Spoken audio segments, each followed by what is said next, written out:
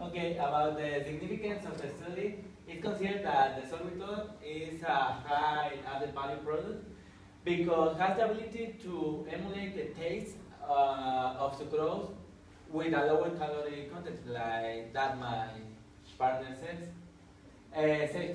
In 2016, the demand for sorbitol worldwide was around 1,829.6 kilotons, and this is a high amount of this product.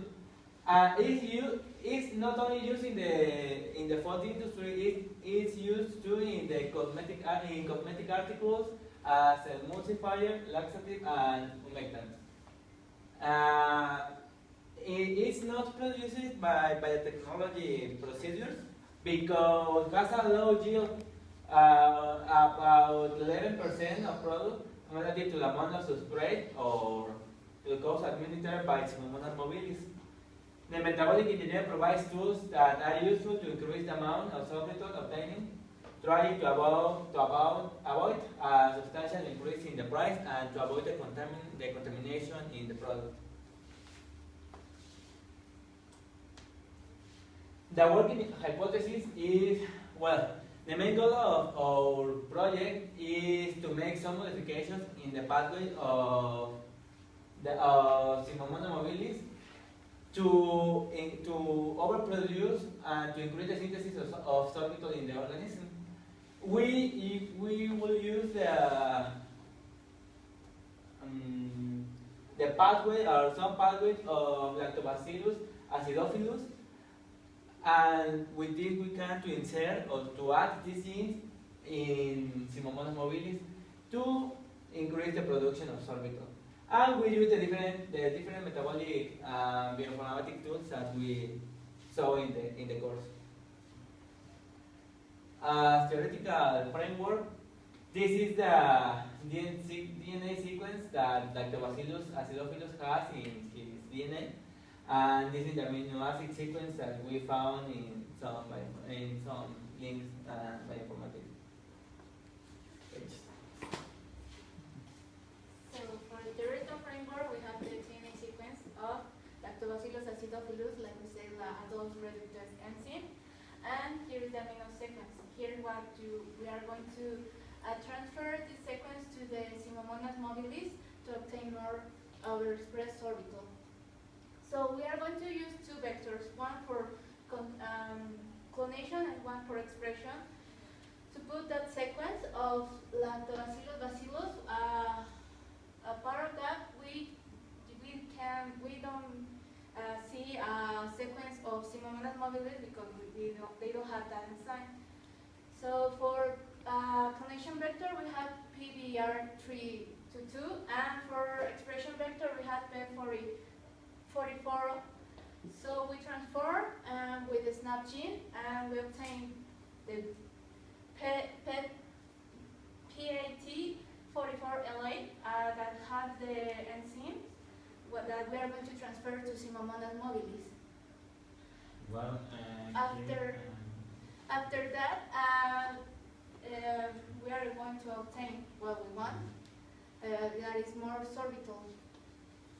Well, yes, we were saying the main product is sorbitol, but there is a lot of quantities of sweeteners, especially artificial ones, that some toxicological studies have been found to be toxic for the organism.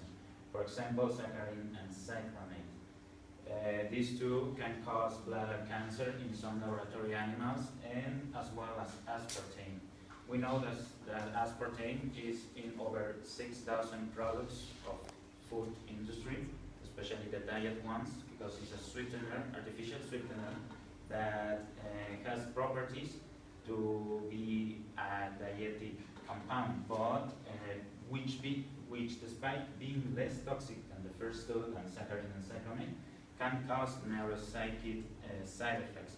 So it is not a really good use in this case for aspartame that we found it in diet coke and other diet products.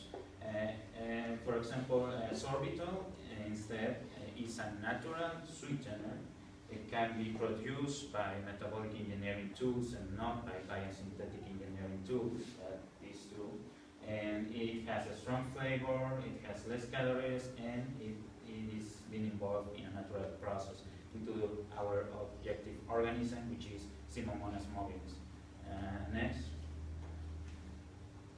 Well, we have here a video that we're going to show later because of the time. And the next one. Yeah, there is a proposal to increase the production of sorbitol because, as we know, our objective organism is Simomonas mobilis, but is incapable to do the aldose reductase enzyme that helps to produce sorbitol from glucose into the cytosol. So we are going to obtain that from the Lactobacillus acidophilus organism, which is an organism taxonomically compatible with our objective organism, which is Simomonas mobilis, and it will help us to produce more sorbitol. Because Simomonas mobilis is a natural producer of sorbitol, but just with the help of a GFOR enzyme, which is a glucose fructose oxidative reductase enzyme.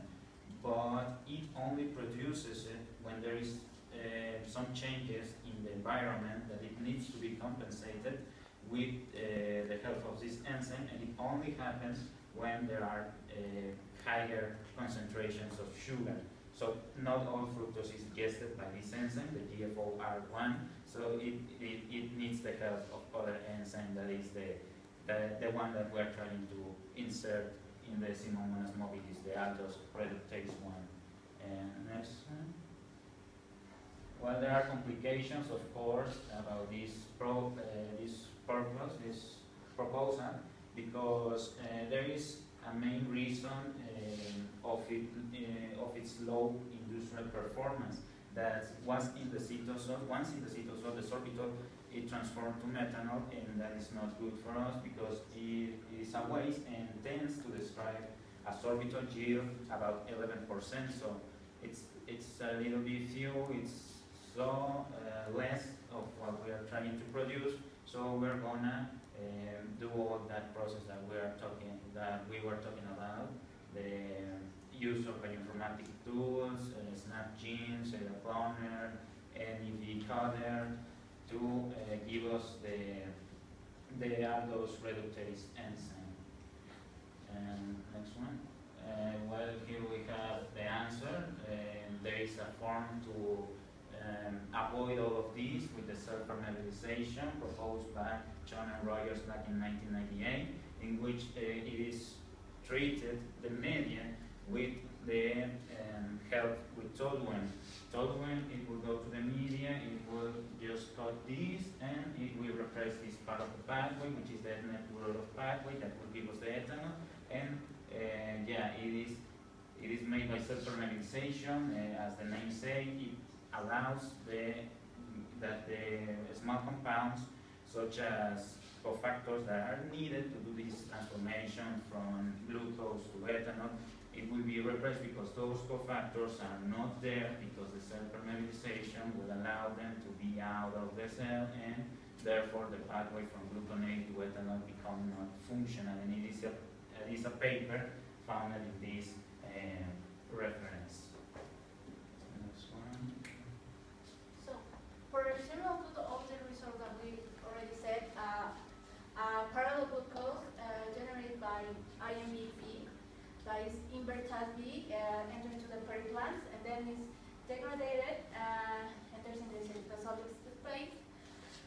Thanks for a glucose vacillator. This will be used an expression in plasmid containing the coding sequence that has the aldose reductase enzyme from Lactobacillus acidophilus. With this, the goal that part of the glucose introduced into the cytosolic lumen will also transform into sorbitol, and so we expect that the amount total of sorbitol will increase considerable. So that we see here in these two metabolic pathways. This one in the left is the metabolic pathway of Simomonas mobilis, and in the red arrow is the missing part in the Krebs cycle that Simomonas mobilis don't have, and is necessary an enzyme like we are proposing the adult reductose. So in the other, in the right, metabolic pathway is about the sorbitol, how we obtain sorbitol. So the sucrose enters to the periplant. There in the two arrows, it is the inverted B that transforms 4-GFO, like my partner said, to sorbitol. There in the glucose and fructose, where it transforms the GFO to sorbitol, we are going to hope that the adult reductose work and we can obtain more sorbitol than we expect, and all the Krebs cycle works in Simomonas mobilis. So for conclusion, well, we expect that this will work and increase on demand on the low-calorie processed products, require large quantities of alternative sweeteners like sorbitol. So we want to produce more naturally than in a chemistry way. So we expect that the insertion of adult reductose will work and allows to increase the production of sorbitol in Simomonas mobilis. So the person that have problems like with their glucose can obtain a more natural way the sorbitol. And after the investigation, so we expect that enzymes can be inserted properly, like we say in Simomonas mobilis, and the reduction in material costs and industrial level is projected so that be more lower and not in a high cost. And that's all. Thank you. If we still have time, we would like to show you the video, or if you have some questions. Do you have some question about that?